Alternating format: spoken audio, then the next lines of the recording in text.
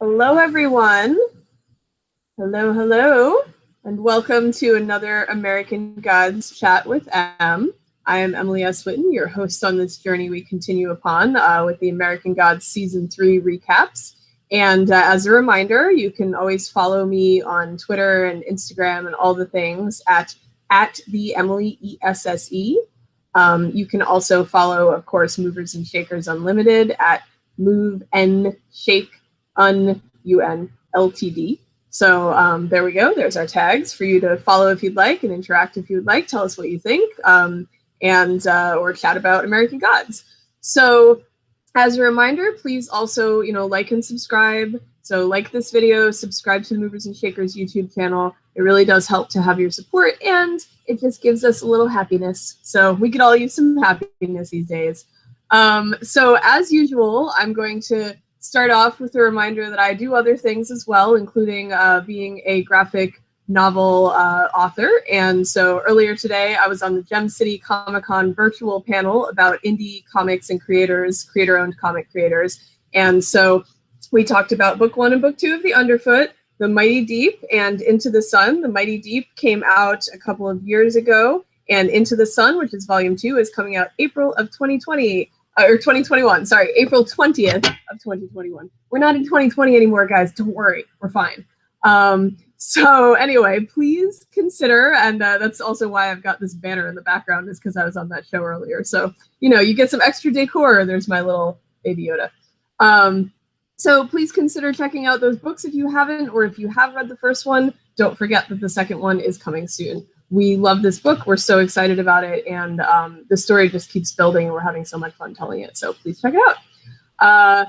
Along with that, I would like to do a recommendation today for another Neil Gaiman related property. So if you haven't ever watched Lucifer on Netflix, it is a really entertaining show. And it actually came from a Neil Gaiman character in DC Comics and Vertigo and the Sandman series. So Neil had written many issues and volumes of the Sandman, and in that he introduced the character of Lucifer, and his interpretation appeared kind of as a supporting character in the Sandman, and then had his own spin-off. You'll see there Tom Ellis as Lucifer in the TV show that has found a home on Netflix. So Lucifer, there's a couple funny things about this. One, obviously, this version of the character is inspired by the Neil Gaiman version, and so it's not faithful to the original comics, but it has some elements that came from that. But what's funny about it too, that I just thought was an interesting thing, is that the first live appearance of Lucifer on film or TV was in Constantine, which was an interesting movie. It had some great elements to it, and the best part of the whole Lucifer appearing on Constantine thing is he was played by the person who now plays Chernobog on American Gods, Peter Stormare. So I just thought that was a fun little second connection. And so I'm recommending this Lucifer, the TV show, which was inspired by the Lucifer created by Neil Gaiman and was played for the first time in this iteration by the person who now plays Chernobog on American Gods. Little head trip there. The reason I like this show is that it takes the idea of the devil and makes it much deeper, and makes Lucifer into not just the devil, but the fallen angel version. And he questions himself, and he's trying to figure out how to essentially be more human, but he doesn't think that's what he's trying to do. And the way that it's set up in the story with Dr. Linda, who's his therapist and is one of the best characters in the whole of the series, he has these conversations with her, which then play into the rest of the storyline in such intricately interesting ways that allowed the show to be both very entertaining and a good discussion of human nature and motivations, and it's just a lot deeper than it looks on the surface once you start really getting into it. And then, there are just some great epic moments. This show has made me cry. It's also made me laugh. It's pretty entertaining. And now would be a good time to do a rewatch, because there are 5 seasons right now on Netflix. And the 6th season is, we don't know exactly what the release date is, but it's going to be out on Netflix either late 2021 or sometime in 2022, because the filming is almost complete on that, is the last news I heard as of a few days ago. So if you want to get through 5 seasons by the time that season 6 comes out, this would be the time to do it. And also, I have seen it before, but I'm just doing a rewatch because I enjoy the show. So if you're looking for a comfort rewatch, wouldn't be a bad idea to rewatch Lucifer before season 6 comes out. So that's my recommendation for today. I am not sponsored by Netflix. I just really like Lucifer. All right. So as a reminder, along with doing this here, I also do a live tweet at 8 o'clock Eastern when the show airs this night, Sunday nights. And I did miss last week. Sorry, life got in the way, but I will be there tonight. I'm prepped. I'm ready to go. I'm not going to be cooking something that takes 2 hours this time, which is apparently what the problem was last time. So hopefully I'll see you on the Twitters. And sometimes some of the cast, tweets along. The American Gods US Twitter account is great. They interact a lot. As you can see there, my hashtag that I use is AGChat with MNSU. And Bruce Langley sometimes on there. Ricky Whittle's sometimes on there. They've interacted with me before. Yatide is sometimes on there. Yatide Badaki. You might see Demore Barnes floating around on there. So you'll see different actors coming in and out of the live chat. So they support the show in that way, which I think is really cool, and it's fun to just interact with them. Another reminder is that Ricky Whittle's been doing Moon Mondays every Monday on Instagram at 1 p.m. Eastern. He gets somebody from the cast on to do a chat about their role in the show and their interpretations of the characters and everything like that. This is the first time that I know of that he's got 3 people coming on. So last week it was Leela Loren, who plays Marguerite Olson on the show, and she was great. She's got some colorful language that came up in it, and but she just seems like a real down-to-earth, great, fun person, and a little bit nerdy, which I could get behind. They were talking about like insects and science and all kinds of fun stuff. So that was a fun watch. I believe you can see the old ones by scrolling down Ricky's Instagram feed to find the video from that Moon Monday. But you can also watch them live Mondays at 1 p.m. On his Instagram Live. So that's who we're going to see this time. It's going to be Bruce Langley, who's Tech Boy, and Ashley Reyes, who is Cordelia, and Demore Barnes, who's Mr. Ibis. So that'll be really interesting, having all of them on. I don't know if he's going to do like one person and then another, but apparently that's what's happening. So we will see how that all plays out. So let's see, what else do I want to tell you about? I think the time is now come for episode 9 recap. So by the way, tonight's episode is either the season or a series finale. I'm assuming and hoping season, because want to see what happens to these characters in a continuing way. But so that this is our last episode for now. And so episode 9 obviously was the second to last. So the first thing that happens, as we've been doing, I'm going to talk about the top 3 storylines and moments that we've got going on. So the first one follows the journey that Laura has been taking, and it is about Laura and the leprechaun. So Laura, as we recall from the previous episodes, she is out to get Mr. Wednesday, and during her strange journey that she's been going on, she was killed by Mad Sweeney at Wednesday's behest, and then Mad Sweeney sort of felt bad and gave her the coin, and then they had their thing, and she cared for him and he cared for her, and they had some love, but she won't admit it.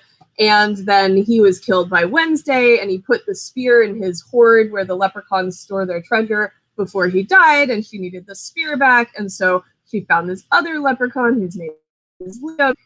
He was at the Peacock Inn, or Peacock Hotel, and he agreed to help her. He took Mad Sweeney's lucky coin, he went into the hoard, he got the spear back, and then she's going to use it to kill Wednesday. So this is Wednesday's spear. It's the god killer. And I believe it's pronounced Gunyer. And, she's on her way now, but Liam has decided to go with her. And, you know, that's good because being on your own when you're about to go off and kill a god, you might get stuck in your head a little bit. So, you know, they're driving to whatever point they think Wednesday is at. And, you know, Liam's playing with Sweeney's coin. And he asks her, you know, have you got a plan for killing a god? And she's like, you know, I will stab him with it. It's not a terrible plan. But he reminds her that it's not just like some ordinary spear. It's a special spear, the god killer or a god killer. And maybe he should teach her how to use it. So she's like, all right, fine. So they pull over in this closed off, like this shut down church. And they have some spear practice. And, you know, he is able to throw the spear. She is not quite so capable at the time. It falls short of the target they're trying to hit. And, you know, she says, look, you know, he's like, you have to kill him. And she's like, I do. Or the tech Nazis are going to come and get me. But also they're going to come and get Salim and Shadow. She made that deal with Mr. World where she was going to kill Wednesday. Mr. World would help her find how to get the spear and find Wednesday. But in return, you know, she had to kill him. And then she bargained to say, okay, but if I do kill him and I'm safe, then Salim and Shadow get to be safe too. But that means if she fails, they die. So, you know, Liam clearly, you know, understands that or wants to help her. So he gives her the coin, which means she gets that luck and then she can't miss. And he says it's a loan. So she throws the spear, everything's hunky-dory. She can hit the side of the barn now, or hopefully, you know, a small thing like the door. And, you know, so they're well on their way. Meanwhile, Laura is still Laura. But she's growing, which is good. She's grown some already in this series since she came back, especially since she came back to life, but even when she was dead. And in the last episode, we saw her expressing her care for Salim. And, you know, even though she did it in typical Laura fashion, he understood it and said, oh, I love you too, you know, because she cares about her friends and she's, you know, trying to protect them. And so we saw her growing in certain ways. And in this instance, you know, she's ready to kill Wednesday. She's got the spear. She knows how to use it. She's got the coin for luck. So what does she want to do? She wants to get down with Liam. And she says, like, I might die tomorrow. So tonight, like, I just want to feel wanted. And they have a moment. They're about to maybe get intimate. And then she's like, you know what? No, I used to do this when I was anxious, when I was bored. I would turn to sex. You know, she would turn to like the feeling of wanting to be wanted, the attention, trying to, one assumes, fill her lack of self-esteem and or her sadness and or her anxiety, you know, with some attention from someone else. So, you know, Liam's like, okay, I was thinking about it. But she's like, yeah, I shouldn't do this. That is not a good pattern to be in anymore. So she's growing beyond her old ways of trying to deal with her internal struggles. And so that's really, you know, a good thing because she's had a lot of her life before and after coming back where she didn't face her inner self. And clearly she's still learning how to do that, but she's been getting better at it. You know, she mourned Matt Sweeney, all of these kinds of things. So that's pretty interesting. And it's a good kind of growth because she's still Laura. She's still kind of prickly about it, but it, you know, it's healthy. So Liam says, you know, I get that. I think what you need is actually a plan for what comes next. When you kill Wednesday, what are you going to do next? And she's like, I don't know, and talks about like how she used to try to deal with things and that it didn't work and all of that. And Liam's like, you're so caught up in this, you have to have something to focus on for after as well, you know. And so he's like, why don't we go bowling? Why do we do this? Why don't we go skydiving? And she's like, oh, I've never been skydiving. So he's like, all right, you got the spear, you're going to kill Mr. Wednesday, you're going to give me the coin, and then we're going to go skydiving. And she's like, all right. So they've got a plan, and that's good because, you know, you got to have a plan. And I think the point he's making is really good because she's focused on this thing, but she's not focused on what she actually wants in her own life. You know, like she wants to kill Wednesday because of revenge, because of what he did to her. We get that. But it's also perhaps another means of escape from facing herself, you know, because she's got this other goal in mind. So it's good for him to be like, there has to be more to it than just this revenge thing that you're doing, and there has to be something you want to do besides that. What do you actually want? And while skydiving is probably not the only thing she actually wants, it's like, he's kind of getting her into that mindset of looking at more than this one thing that's going to happen. So that's what's going on with Laura and her leprechaun. Her second leprechaun, because she just really loves those leprechauns, but did not have sex with this one at this point anyway. All right, so the next storyline that we see, and this is a pretty intricate one, this takes up a fair amount of the episode, is the dark side of Lakeside. So Shadow is in Lakeside. It is time for the ice festival, the Lakeside Ice Festival. It is a bit Hallmark movie. I mean, I don't know why, but my Alexa just went on. It's a bit of a Hallmark movie kind of thing. Like, you walk in and it's like, oh, the ice festival, there's these beautiful sculptures and all this stuff, and the kind of, big small town thing. It looks very idyllic. And, the clunker's still waiting on the ice. Everyone's saying hi to Shadow, but we know that things are odd in Lakeside. We've got some idea that things are not what they seem. And another of the shows that I like to occasionally go back and rewatch pieces of is Supernatural.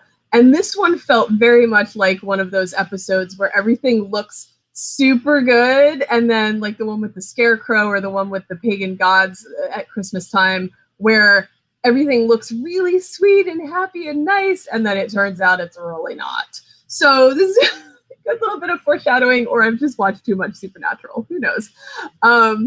But everyone's saying hi to him and like being super friendly. But he finds Marguerite and he wants to talk to her. And he finds her. He goes back to the apartment and he finds her there. And he wants to talk to her, but she is on her way out because she got a call, and he goes with her. And it turns out that Derek, who we will remember as the underwear thief who stole it for cross-dressing in the previous episodes, is deceased. It appears that he hung himself, and Chad is there. And Chad and Marguerite talk for a minute, and then Chad and Shadow talk. And, they had gone to his house to try and help him and had a plan. And we hadn't known exactly what the plan was in detail, but it seems like, they were trying to basically, help him get on a better track, because Chad says he was doing well in therapy. He hadn't missed any school lately, and he didn't understand what had happened and what had gone wrong. So, it's a bit of a puzzler. And then one of the other police people finds Allison's coat in the back of Derek's closet. And Allison, as we will remember, is the young woman who has been missing for much of the time that Shadow has been in Lakeside, and that, folks have been looking for, but no luck yet. So it looks like Derek's connected to this, but Shadow is pretty puzzled by that, and he doesn't really think he thinks there's more going on. But before we get to that, Shadow and Marguerite have a talk. And, Marguerite is mourning for Derek and saying, oh, we all knew him in the way that everyone knows each other in these small towns. And, I guess I'm going to see you I can't deal with more right now, but I'll see you at the Ice Festival maybe. And he was like, shouldn't they cancel that? There's like all this death and missing kids and stuff. And Marguerite says, well, Hinzelman reminded us that the kids wait for this all year. And so they're still going forward with the Ice Festival. And, Shadow says, like, Derek couldn't have killed Allison. There's something else going on here. And he says that he went to Florida. As we remember in the last episode, he had seen a poster in which a woman and child in an ad like came to life and were twirling around, and it said like Florida. And so he went to Jacksonville, and he went to Florida, and he talked to Marguerite's ex and determined that her older son, Sandy, who we've not seen it, but we had heard his voice on an old tape in the car, had never gone to live with his dad. So he is in fact a missing child, not someone who had just left town or run away from his family. And so, Shadow points out, like, he's missing, like, Allison. You deserve to know the truth about this. And, she's like, I can't face the truth, essentially. She says that the truth is not going to get me out of bed. The truth is not going to help me take care of my younger son. you don't know what I need. And she leaves. Shadow's back in his, I think he's back in his apartment at this point, and he has a vision of, or sees, or however his, powers, whatever they are, work. He sees this frost creeping over the missing poster from Allison, and it then goes to the, if you'll remember, Marguerite had asked him at some point to return a bunch of old newspaper clippings that were from the library, and he had flipped through a few of them before, but they were still in the home. And so the frost creeps over them, and he starts looking at them, and he starts finding that every year a child has disappeared, or a teenager has disappeared. Every year, right around the end of December, a child has disappeared. So he takes that information over to Chad. We get a few moments of Shadow, and he says, look, Sandy Olsen is missing too. Like, this is really troubling. And Chad says, I don't remember the last time I had a dead kid, and now I've got, two Allison's missing and Derek is dead. And so, I mean, I don't remember if I'm sure Chad might have mentioned how long he's been the sheriff in this small town, but is he forgetting about the other kids? Where did that, that one's a little weird. Were they vagrants? Like, where did the other children that Shadow's found that were missing come from? But Shadow's like, what if it's more than two? What if it's a lot of missing kids? And he gives him this list that he had made from the scraps of news clippings that are all these kids who had been missing. And, Chad's not in a listening mood. He's really angry. He's like, I listened to you about Derek, and now look where we are. So he's not real pleased, but he takes the list. And the next thing, we're at the ice festival. Shadow heads over there, and as I said before, these ice sculptures are beautiful and intricate. And I really, if it was as idyllic as it seemed, I would really love to go to an ice festival like that.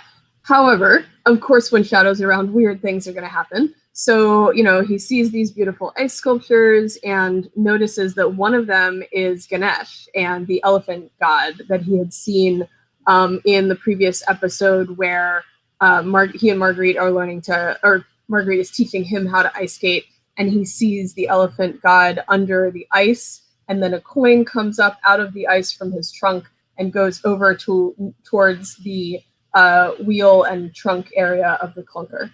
So he sees this ice sculpture, and then Hinzelman comes up, and she's like, oh, this is an important festival, because they're talking about what's going on in the town. She's like, but this is important. We're celebrating our good fortune in surviving the winter.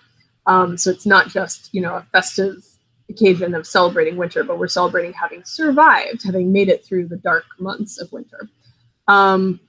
And then she goes off, and he sees that sculpture, and it begins to kind of glow and melt with fire inside, and a coin, an elephant-headed coin, comes out of the sculpture, and he remembers his vision where the coin rolled away from him on the ice and landed under the tire of the clunker, the back tire of the clunker.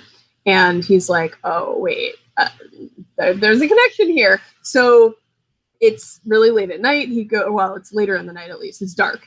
And he goes over, and he looks in the trunk of the clunker, and he finds Allison's frozen body. So that's where Allison has been this whole time. She is no longer missing. She is dead.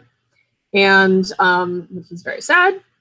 And as he sees that, the car falls through the ice, and Shadow goes with the car. And as he is underwater, he sees Allison's spirit, I think, float out of the back of the trunk towards the surface. And then he looks around, and it's an absolute car graveyard down there. There's just tons and tons of these old clunkers all over. And from all of them, that we can see, the spirits of the kids who presumably are in the trunks of all of these cars are floating up. And one of them looks at him and points up, and he sees the hole where he fell through, and the Orisha are kind of above him, reaching towards him. So, that's that's all very dramatic, and also very dark. And this has been going on clearly for long time because there's like a ton of cars down there. And then Shadow's in this weird dream where he gets home from work. He's a trainer, you know, like he was in the beginning with his friend Robbie, who Laura cheated on him with, and then they both died in a car accident. So he's a trainer in Lakeside, and Marguerite is his partner or wife or something. And you know, they're it's very domestic, and like they hear a baby crying, and it's like, oh, they have a kid, and she's like, oh, I'll go get the baby. And then Marguerite's like, and it's all this like happy music, and then the music turns super dark, and it's talking about like all this like awful stuff about like an abuser, like how he treats people, and Marguerite is drowning him. And then he wakes up because it was a dream, or he comes to in a bathtub. He's like, where the heck am I? So he discovers that he's at Hinzelman's, and I'm pretty sure as he walks by one part of it, he sees like a peacock tapestry. So we've seen that imagery a lot. And I think I saw another peacock tapestry in her home. So he's in Hinzelman's home. It's very, you know, ritzy, comfortable, historic. It's very classy. And very interesting, and it looks like a lot of museum pieces are in there. Essentially, a lot of you know, there's old swords and all this kind of stuff.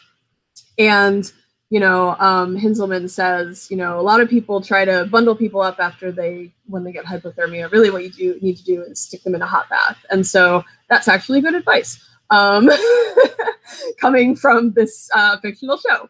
So, you know, Shadow has come too, but she's like, wow, you were out for a long time. You should be a dead man. And you won the clunker competition. This is the time that you predicted it would fall, and it fell. Hey, you won. And she's like, you must have some powerful guardians looking after you.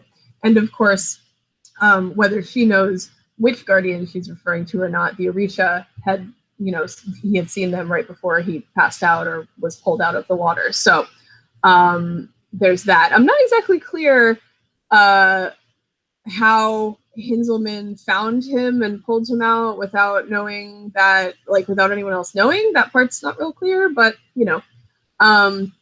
So Shadow realizes that, I mean, Hinzelman, as we find out here, is actually also very powerful and is a god. And Shadow figures out that Hinzelman killed all the children. And she reveals that that is essentially the price of living sheltered and safe and happy and loved in Lakeside, is that this sacrifice needed to occur. But the people don't have to know. So it is, in fact, one of these supernatural TV shows in which everything seems really handy and nice and whatever. It's exactly the Scarecrow one, essentially, where they're in the town where the people of the town sacrifice a couple every year to appease the Scarecrow god, and then they have great crops and whatever. Except, of course, in this case, the people of the town don't know. It's just Hinzelman who is doing this. And so, you know, she says, you know, I knew this would happen. I knew you would, when you moved to town, that this would happen. But I owed Wednesday a debt, and you know how your father is. So she knows about Wednesday and that it's Shadow's dad and everything. And clearly she's been, you know, there's been that connection all along. And we knew that Wednesday was sending him to Lakeside for some reason. And there was clearly, it was always a little edgy, you know, kind of thing. So, you know, it was like he gets off and everything is just so cheerful and happy and hey and whatever. And so we knew something was coming. So this is what's been coming. And, you know, she's saying basically, look, I was a benevolent spirit, but then they've sacrificed to me and I have to deliver. And so this is what I'm doing. And then Chad comes in and he tries to kill her because she has, you know, hit Shadow and stuff. And he tries to kill her. He shoots her, doesn't even affect her. She keeps coming at him. She's like scary, bigger version of Hinzelman a little bit. And Shadow sees one of the knives or swords, small, like short sword that's on the wall bleeding. And so he picks up that particular sword and he has a vision that's a flashback to one of our cold opens, I think maybe, that historically ties into, I assume, sacrifices to the god. And so he cuts her throat with it. And her blood spurts out, and everything it hits turns to flame. So it's almost like, or eats almost through it with acid with flame around it. So the whole house goes up in flames as she dies. And she's also like, you hear it's like kind of this demonic sounds or growls, or it's pretty scary, pretty creepy. But Chad and Shadow get out. And so the house is on fire, Hinzelman's dead, Allison's killer has been found, and Chad and Shadow are outside. And don't know what Chad thinks of this whole thing, because we don't see more of him, but we do see Shadow then talking with Marguerite. So I'm not sure, what the fallout from this is going to be. Perhaps we'll see a little bit more of that in this coming episode tonight. But the last thing we see with Shadow is that he's talking with Marguerite, and Marguerite is saying, back when I had an argument with my ex, he said that she wasn't letting him see his kids. His son, Sandy, or I'm sorry, her son, Sandy, the missing son, who's deceased, heard the whole thing. Marguerite, thought that Sandy had gone to live with his dad because of that. And so obviously by now, she knows that Sandy is in the lake, sadly. And so she says she's going to Milwaukee, which, unless I'm forgetting, is where Shadow tried to go before he decided to go ahead and go to Lakeside, because all of the buses were sending him to Lakeside. And he referenced it. He said, I like Milwaukee. And he references a great bookstore on the east side on Murray. And I don't know which bookstore this is referring to, but I have to assume this is one that Neil likes, or that there's some connection. So maybe look it up. I know there are a few bookshops on there, and it may be that he's mentioned it before, but I don't recall specifically. So somebody can hunt it down and see if as you might know, if you're a Neil Gaiman fan, he journals on his website, and I'm sure that he's promoted this bookshop they're referring to sometime over the years. So maybe we'll need to ask him what it is that they're mentioning. So that is the last we see of Marguerite at the moment, and of Shadow in Lakeside almost. But that's the last of this big storyline. And the last big thread of this episode is the godly truce. Wednesday's got a new plan. So essentially, Wednesday's story starts out the episode, but there's a reason I went backwards when I was going through the storylines we see. But in the cold open, we've got Cordelia, and she's driving, and she's listening to an announcement about how the internet and social media is everything's been crashed by downloads of this new app, the Shard app. And that, of course, is the Mr. World and Tech Gods, project that they've been working on, is this Shard thing. So we find out it's an app, a state-of-the-art life management system, a future that puts its faith in you. And it sounds nice, but of course we don't know what its full intention is. So she hears this on the radio. She goes to a diner. Odin is there. He's watching a commercial about Shard. He's eating pancakes. I got hungry for pancakes. Thank you for that. Because as with the show, sometimes they do those kind of slow close-ups of all the movement of things. And they did one with pancakes and syrup. You guys, now I just want pancakes and syrup, but I'm not going to eat it right now. Anyway, so Odin's eating his pancakes and syrup. He's watching this commercial. Cordelia finds him, and he's basically like, well, we got to be in Chicago by tonight. So here we go. And she's like, you look awful. So basically she was trying to find him. She found him. She's like, you look awful. And he's like, I'll sleep when I'm dead, because she tells him he needs a little shut-eye. And he does look a little under, I mean, he's Ian McShane, so he can't look too bad, but he does look a little under. So there's a little tiny side story here that doesn't totally fit in with anything else. It's just a little boop.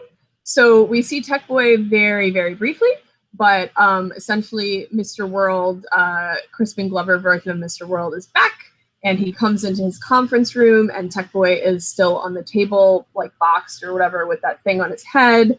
And Mr. Wednesday's like, I've got a business trip to go to or attend or whatever, but we'll go somewhere when I get back. We'll have some fun, just you and me. How do you like that? How's that sound? Which, it could be because Mr. World is lying to Tech Boy and we know it, and or it could be because Crispin Glover is excellent at being creepy, but that does not sound like fun to me at all. I don't want to go and have fun with Mr. World, Crispin Glover. No thanks.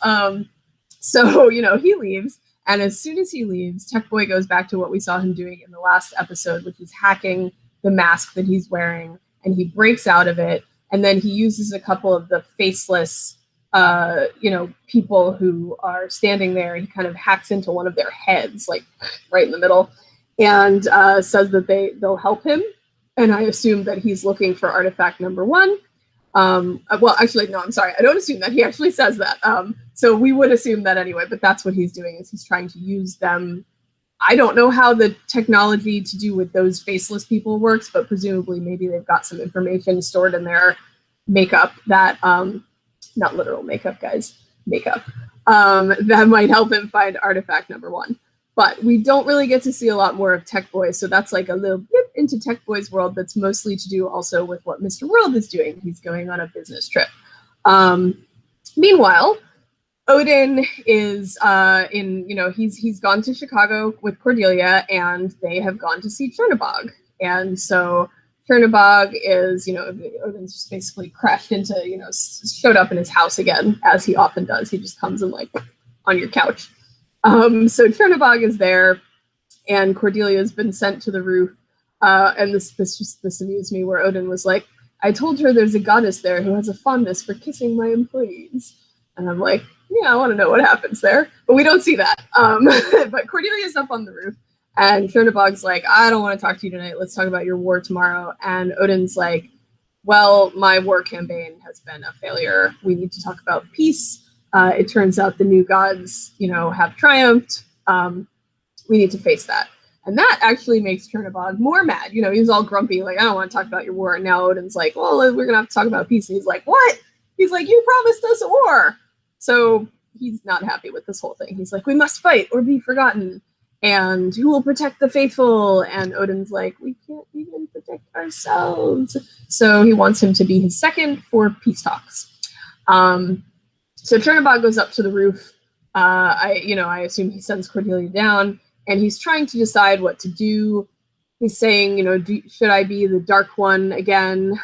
Which goes into his backstory about his brother, who was the Light One, and he was the Dark One, which I know we've heard some about. I just can't remember which episode. And he's calling on Zroya, who is now deceased, to help him figure out what to do. And while he's doing that, Cordelia and Odin are downstairs. This is a funny little moment. She's like, I'm noticing a pattern here. Like, you drop in on your old friends. They really hate your guts. They freak out. They're not happy to see you. You eat their food. You drink their booze until they calm down. And that's like the pattern. And like, do you ever worry that it won't work? And then right then, Chernobog comes in. He's like, we leave in the morning. So clearly it worked. So Odin's like, and he gives her this like meaningful look. And it's just, it's so well done. So that was a lot of fun. Next up, we have Wednesday and Cordelia in a planetarium. So clearly they've gone on their way. And Odin is talking about the stars and referencing their titles that reference him. So Odin's Wayne, and he's talking about, the origins of the stars and the origins of the names. And he says, it's time for us to end our relationship, and gives her a necklace with runes on it that looks like a hammer. I think it's a hammer. It's a little hard to tell. It doesn't show it for very long, but I think it's a hammer. And then she quotes Brideshead Revisited and says, where can we hide in fair weather, we orphans of the storm? So that was an interesting little quote dropped in there. And so then World comes in, and it's World and Chernobog and Wednesday. And Wednesday starts, talking to him, and World is like, we are going to negotiate the terms. And the terms are, you can live and have your lives and your freedom to disappear into a corner of America. The alternative is we will hunt you down. And he talks about Shard and what's going to happen with that. And basically it's like, you live or you die. And if you live in obscurity. And Chernobog is like, no, I will fight to the bitter end. I'll call on the old gods to join me. And Wednesday's like, well, the peace talks are over for today. And so they're ending all that, and they're on their way out. And then the whole thing wraps up because Laura shows up, and in a very dramatic scene, epic, dramatic kind of, mood lighting, etc., throws that spear with the coin in her hand, and it takes down Wednesday. It sizzles, the runes light up on the end. He gets right through the chest. He kind of welcomes it with open arms and right through the chest, and like falls back into the room, and like the spear across the floor. It's really well done, but it's like super epic, dramatic kind of thing. And yeah, so Wednesday is speared through the heart with the sword, and Chernabog tries to attack Laura. Liam jumps on her to get her out of the way, and then Chernabog is attacking Liam. Laura throws the coin to him, which is actually fulfills, her part of the "it's alone" of the coin. He catches it. He evades Chernabog. This is all happening, as the spear is traveling, basically, and then Wednesday gets hit with it. And when he gets hit, we cut to Shadow, and you can see that Shadow feels it. Like, he feels that something has happened, and then two ravens land outside of his window, which of course is part of the Odin myth, or mythology. And that's the end of the episode, y'all. Wednesday is dead. Shadow maybe is aware of it. Laura has fulfilled her purpose. Mr. World, has left. The shard thing is up and running. They're on their way to winning. The old gods are maybe on the run, or we don't know what's going to happen to them, and everything's crazy. So that is episode 9. So what are we going to see tonight in the season finale? Who the heck knows? No, I'm kidding. I mean, we're going to see perhaps where the old gods go from here. It's called Tears of the Wrath-Bearing Tree. So Wednesday is dead. What are the old gods going to do? He was leading up to this battle. One of their own was killed, and so that was, influencing them to be revved up about battle. And then now he wanted to have peace, and then he's dead. So what are the old gods going to do? And at least Chernabog knows what Mr. World's offer is. So they're not in a place where they can just kind of sit by, because at this point, it seems like World will come after them if they don't fade away. So I guess technically they can just fade away. But at this point, what's going to happen to them? What's their plan? So we might see what happens in the wake of Wednesday. I'm sure we'll see, how they react to his death. Shadow, I think, is aware that Wednesday has died. So we're going to maybe see what Shadow is going to do. How is he going to approach that? What is next for him? How does this affect his life? Bilquis has not been seen in this episode and was given a quest to find the other half of Shadow, essentially. And we didn't see her, so maybe we're going to see more of that this coming episode. And Tech Boy, he's looking for that artifact. Is that going to be wrapped before the end of the season? I would hope so, but I'm not 100% sure. So there's a lot of questions going on, and of course, one of the questions is, the book doesn't. Tiny spoiler: the book doesn't end here. So we don't know if we're going to be getting another season, as far as I'm aware. So I'm not sure, what exactly, how they're going to handle the fact that, episodes of TV shows and seasons of TV shows work differently from a book. You can write a book to the end, but you have to plan your TV show as if it could end or it might go on. So who knows exactly how they're going to wrap up certain things in this last episode, but hopefully they're going to wrap them up really well, but still leave the ability to go forward. And we're going to see another season, next time. So cross our fingers on that one.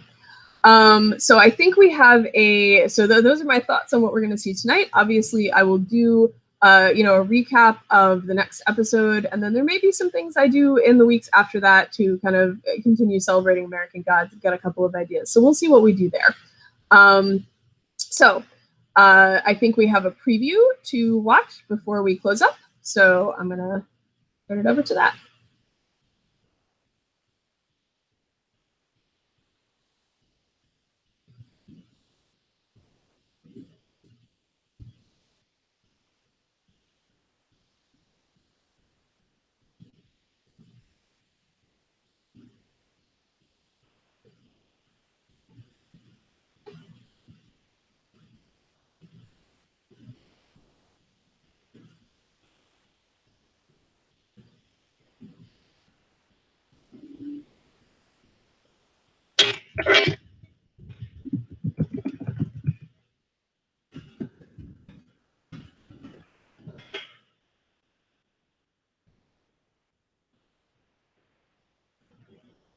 Well, we may have a preview. I don't know if we're having technical difficulties, but I will remind you. We might still have a preview here, but I will also remind you to please like this video and the previous ones on the playlist, and to subscribe to Movers and Shakers. Oh, it does look like we're going to have the preview. So while that's going to show up, I will also remind you that I'm going to be live tweeting at 8 p.m. tonight Eastern with the AG Chat with M hashtag. And to follow both me at the Emily ESSE and Move and Shake UNLTD. But let's see if we've got that preview.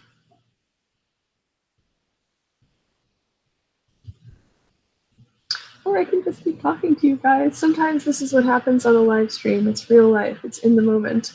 It's so exciting. I hope you're enjoying this brief prelude to the preview that's going to be really exciting if we find it. So how are you guys doing today? Yeah? How's your life? Do tell. It's very interesting, isn't it? Yes, yes. Well, I could think and talk about some of the other things I'm watching on TV. I am doing a Supernatural rewatch too. So that takes about, I don't know, 15,000 years because there are 15 episodes. But Brandon, whenever you're ready, you can go ahead and roll that, or let me know if it's not going to work.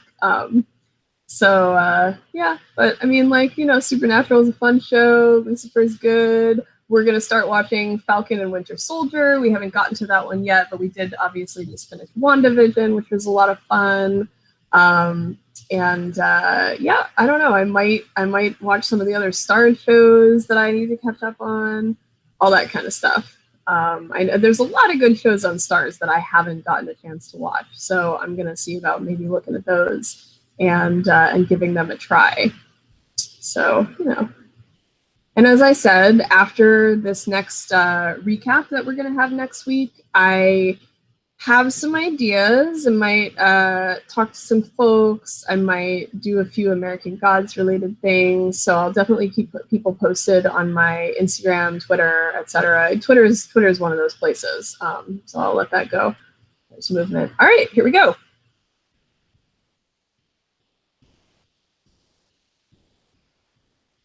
We're not. It's a very exciting time here in live stream land. Brandon, if you can't play it, don't worry about it. You know, I mean, I'm sure that people are going to be watching tonight either way. So I think maybe we'll just call it a live stream and say thanks everyone for watching. And as I said, please like, subscribe, follow me on Twitter, come to the live tweet, hashtag AGChatWEMMNSU. And yep, that's all we got today. So thanks everyone.